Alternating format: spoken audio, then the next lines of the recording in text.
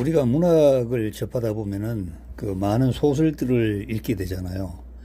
조선시대 후기의 그 김영철 전이라고, 이게 실제 인물인데요. 여러분 혹시 아십니까? 김영철 전입니다. 조선 후기의 그 문인이었던 홍세태가 이 소설을 지었고요. 그리고 그의 문집이 유화집인데 거기에 실려 있습니다.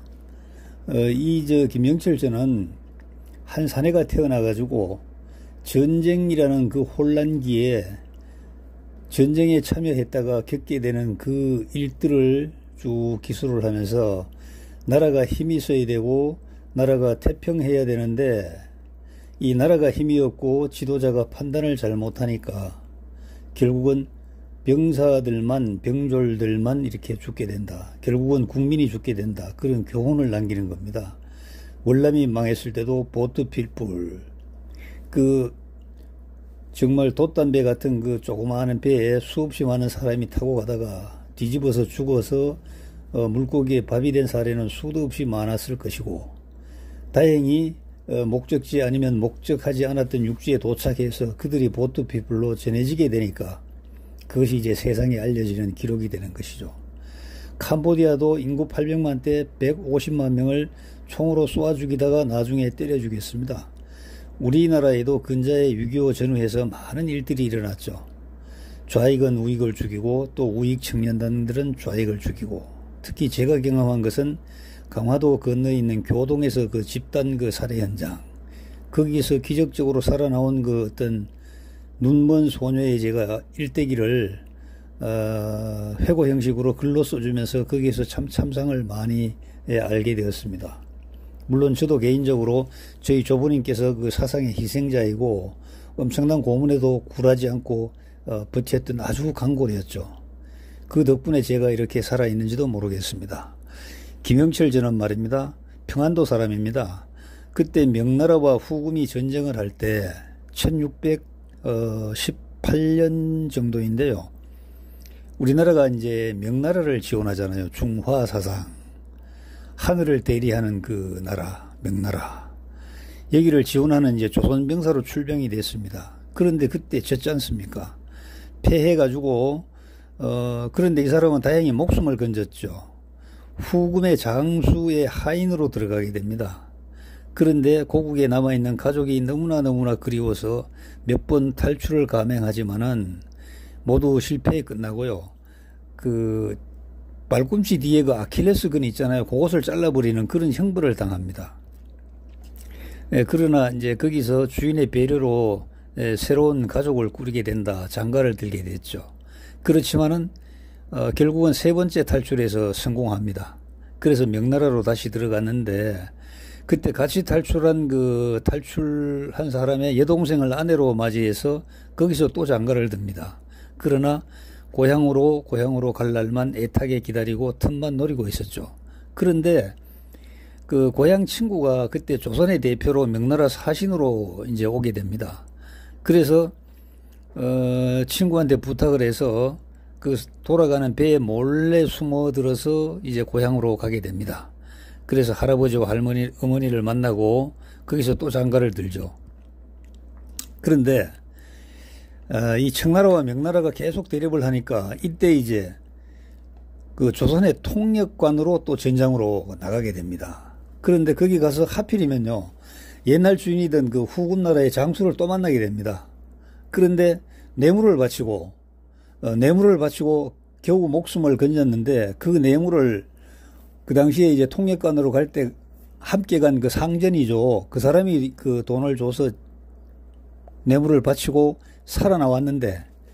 살아나왔으니까 뇌물을 그 사람에게 돈을 갚아야 되잖아요. 그러니까 빚에 쪼들려서 또 살게 되고요. 그러다가 또 1658년에 잠오산성을 쌓을 때 이때 지킬 병사를 모집하는데, 여기에 응하면요, 군포 이런 걸 면제해 주겠다고 하니까 60살 나이, 참 그 당시 예수는 굉장히 장수한 건데요. 60살의 나이에 산성을 지키는 일을 맡게 되죠. 그래서 거기서 20여 년 동안 성을 지키다가 84세 나이로 이 세상을 떠났다 하는 그 김영철의 일대기입니다. 그래서 그 당시에 이 저자는 이렇게 말하죠. 늙어서도 성 지키는 일을 하다가 끝내 가난 속에서 죽고 말았으니 이 어찌 천하의 충성스러운 선비를 격려하는 방법이란 말인가. 나는 김영철의 일이 잊혀서 세상에 드러나지 않음을 슬퍼하여 이전을 지어 후대 사람들에게 보임으로써 우리나라에 김영철이라는 사람이 있었음을 알리고자 한다. 이렇게 되어 있습니다. 19살에 전장에 끌려가서 정말 사선을 넘어서 이리저리 넘어다니다가 고향으로 돌아오지만은 그 정말 큰 빚을 떠안고 그리고 마지막에 군역 그것을 필하기 위해서 산성지킴이로 나이 60살에 들어간다. 정말 이 전쟁은 무시무시하죠. 고통이죠. 이별이죠. 가난이죠. 그리고 폭력이죠. 인간이 선택할 수 있는 것은 아무것도 없습니다. 전쟁이 일어나면 다 끌려가게 됩니다. 그래서 그 당시 1600년대 그 혼란스러운 상황 속에서 김영철이란 이름을 내세워서 그 시대상을 그리고자 했던 그 저자의 그 마음이 잘 드러나는 겁니다. 그런데 그저께 제가 신문을 잠깐 보다 보니까 어제입니다. 토요일입니다. 그 탈북자 여성이 하나 있었어요. 그 김찬숙 씨라고 이 이제 고인이 되었는데 이분은 이제 서울에 살다가 이제 6.25가 터지니까 이런 걸 보면 말입니다. 6.25는 우발적인 사건도 아니고 얼마나 치밀하게 계획을 세웠다는 것이 이런 것을 보면 진짜 드러납니다. 그때 이분이 이제 고등학생이었대요. 고등학생. 성신고등학교, 그러니까 성신고등여학교라고 이름을 붙였는데 거기에서 이제 재학 중이었는데 김일성 대학에서 내려온 정치 공작대들이 뭐라고 얘기하냐면은 인민군에 들어오면 무상교육, 무상의료를 보장해 준다며 입대를 선정 강요했어요. 그런데 이 여학생은 대학에 진학하고 싶어서 인민군에 입대했습니다. 여러분, 지금도 이렇거든요. 눈앞의 이익 때문에 잘못된 선택을 하는 사람들이 얼마나 많습니까? 눈앞의 이익 때문에요. 또 눈앞에 자기 감정의 호불호 때문에. 그래서 인민군에 입대해서 부상병 치료를 전담을 했답니다. 이 부상병을 치료하다 보면 한국군도 있고 또 미군 출신의 전쟁 포로들도 있었다고 이렇게 얘기를 하네요.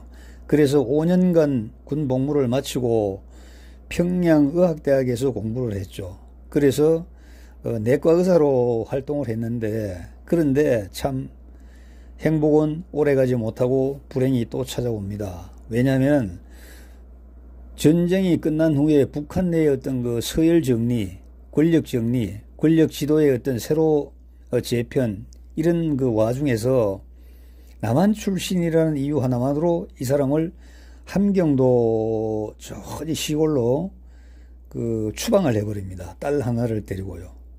남노당파를 숙청할 때죠, 이게. 그래서 이제 적대분자로 취급하면서 감시를 받거나 숙청당했다.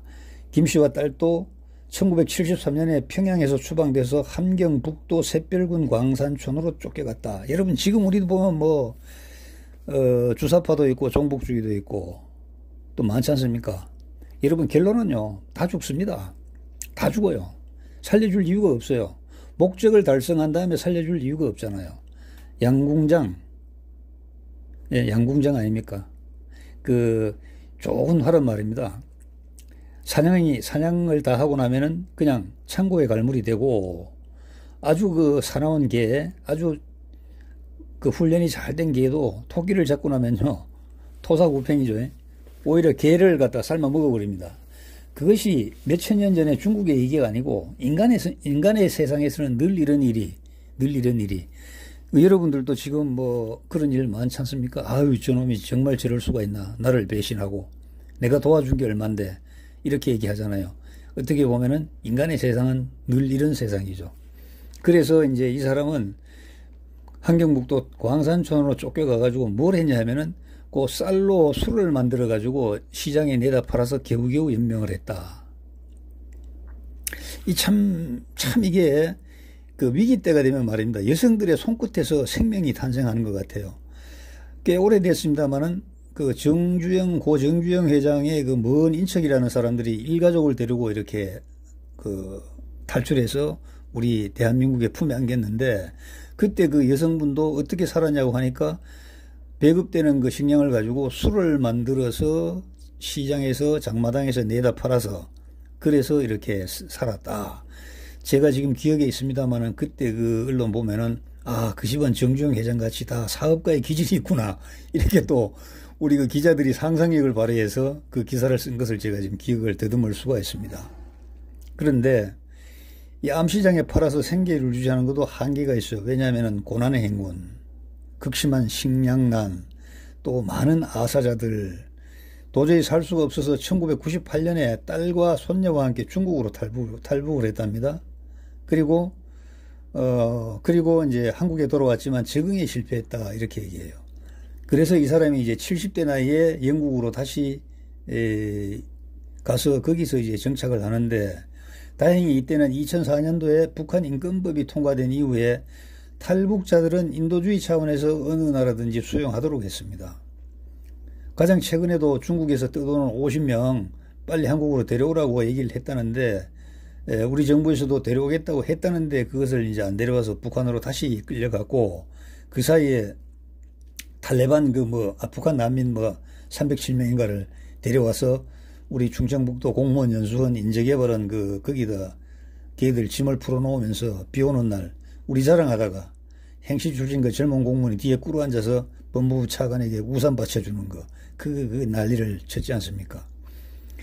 어쨌든 그 영국에서 난민 인정을 받아가지고 차별 없이 이렇게 대우를 받았다. 그래서 교육, 의료, 주택, 수당, 취업 수당 등 혜택을 자국민과 똑같이 줬다. 그래서 자녀들도 그 영어 교육을 잘 받고 해서 거기에서 이제 정착을 했는데, 이런 것들 때문에 현재 탈북민들이 그 영국이나 이런 나라 가기를 가장 선호한답니다. 그래서 현재 영국에 500명의 탈북민들이 거주하는데요.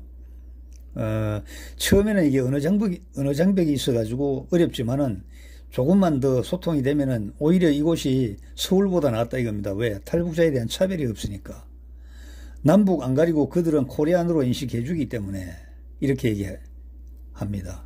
그래서 이게 왜 이렇게 이제 발단이 됐나 하면은 그 교수 한 분이 있는데요. 그 교수 밀러 교수가 이 사람의 이분의 일생을 가디언지에 이렇게 기고를 하면서 우리도 알게 된 것이죠.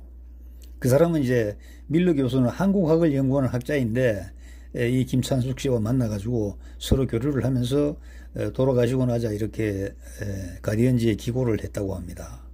그래서 20세기 초중반에 태어난 대부분의 한국인들은요, 식민 통치를 겪었고 전쟁을 겪었고 분단을 겪었다 이겁니다.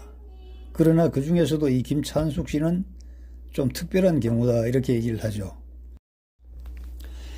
저는 그 약관을 전후해서 전쟁사와 병법을 제가 관심을 가지고 참 많이 읽었고 또 연구도 많이 했습니다. 그런데 거기 그 병법이나 전쟁사 그 자체가 남을 속이는 거거든요. 남을 속여야 내가 이기니까요. 그런데 이 전쟁은 백성들, 국민들이 일으키는 게 아니고 무능한 지도자가 침략을 당해서 전쟁이 발발하는 경우도 있고, 대비를 하지 않았기 때문이죠. 우리 임진왜란과 같은 거. 이 세상은 늘 농축된 힘들이 좌우로 전으로 상하로 움직입니다. 그래서 물이 흐르는 것과 같이 강한 힘이 약한 힘 쪽으로 흘러 들어가서 그것이 인간 세상에서는 전쟁이라는 그 형태로 이렇게 나타나는데요. 전쟁이 없는 세상이 한 번도 존재하지 않았습니다. 언제나 전쟁은 일어나죠. 그래서 무능한 지도자, 그리고 지도자가 과욕을 부리면 또 전쟁을 일으키기도 합니다. 그런데 결론은 말입니다. 전쟁을 일으키면 약자가 가장 고통을 받습니다. 사람 중에서도 여성들이 가장 고통을 받습니다. 우리나라 6.25 전쟁, 남침 전쟁을 가지고 소설을 쓴 그 작가 홍성원의 남과 북이란 그 책에도 보면은 전방에서는 전쟁이 벌어지는데 총을 든 사람들의, 무기를 든 사람들의 그 전쟁이 벌어지는데, 후방에서는요, 몸과 마음을 걸고 또 전쟁이 벌어집니다. 그것은 여성들입니다. 여성들은 그 식솔들을 먹여 살려야 되는 그 책임도 있고, 또 이 전방의 전장에서 휘두르는 그 무기와 어떻게 보면 더 무서운 무기, 남성의 무기, 남자의 성, 이 폭발되는 이 성, 이러한 것들이 또 여성들을 괴롭힙니다. 사실 많은 사망자들을 보면은 마지막 순간에 그 사정을 한다고 하거든요. 마지막 순간에 그 씨를, 종족을 번성시키는 그러한 본능은 인간에게도 그리고 동물에게도 있습니다. 여러분, 소나무가 죽기 전에 솔방울을 많이 맺습니다. 다른 열매 맺는 과일들도 마찬가지입니다. 씨를 뿌리기 위해서 그렇다고 하거든요. 그런데 이 자연의 씨는 땅이 그냥 받아주면 됩니다만은 이 사람이 전쟁이라는 극한 상황 속에서 벌어지는 그 인간의 욕망은요, 정말 그 여성들에게 그대로 전가됩니다. 또 그 여성들에게 전가되는 그 폭력들을 누가 봐요? 가족들이 보잖아요. 그러면 정신적으로 창난과 큰 그 정말 그 어떤 그 아픈 상처로 또 남아있는 것이죠. 트라우마로 남아있는 것이죠. 여러분, 잘 살 때 정말 잘해야 됩니다. 지금 대한민국 말입니다. 우리 바로 서울에서요, 100km도 안 돼요. 바로 1시간만 가면 북인데, 거기에 어마무시한 핵무기가 있잖아요. 근데 우리는 태평가를 부르고 있습니다. 여러분, 망하는 거죠. 정신 차려야 됩니다. 그냥 태평가만 불러도 망할 텐데, 우리 쪽에는요, 저쪽을 추앙하고 추종하는 그런 세력이 있어요. 우리가 중화하잖아요. 망해가는 중국도 우리의 그 생명이라고 이렇게 우리가 추앙했잖아요. 지금 마찬가지지 않습니까? 세계 제일 꼴찌 나라, 그러니까 자기 백성 세끼 밥도 해결하지 못하는 그놈들을 갖다가 무슨 주체니 떠들면서 이렇게 추앙하는 게 제정신입니까, 이게요? 제정신입니까? 돌아오세요, 여러분. 한때 정말 상황상 어쩔 수 없이 그리 갔다고 하더라도 선을 넘으면 안 돼요. 못 들어옵니다. 성경에서도 결국은 선을 넘지 못하는 그 세력들은요, 마지막에 그냥 지옥으로 보내잖아요. 마지막 심판을 해서. 심지어 천년왕국이 왔을 때도 마지막에 그 마귀들을 잠시 풀어놓잖아요. 풀어놓으면 이놈들이 하는 짓이 뭐예요? 천년왕국에서 출생한 사람 중에서도 또 불만 세력이 있다는 겁니다. 걔들하고 규합을 해서 또 분탕질을 치다가 걔들까지 합쳐가지고 완전히 지옥에 넣어버리고, 그 이후에 정말 죄가 없고 흠도 없는 그 평안한 세상, 영원한 세상으로 우리가 들어가잖아요. 이것을 믿는 것이 기독교, 또 이것을 믿고 기다리는 것이 우리 성도들 아닙니까? 남들이야 믿건 말건 관계없어요. 성경에 쓰여진 대로 그것을 믿는 게 우리 성도고 우리 그리스도인 아닙니까? 여러분, 제가 신문을 잠시 보면서 김영철 정과 김찬숙 씨와 그리고 우리나라 상황을 잠시 한번 생각해 봤습니다. 여러분, 감사합니다. 서울은 어제부터 비가 많이 옵니다. 오늘도 비가 오는데요. 여러분 건강하십시오. 그리고 안녕히 계십시오.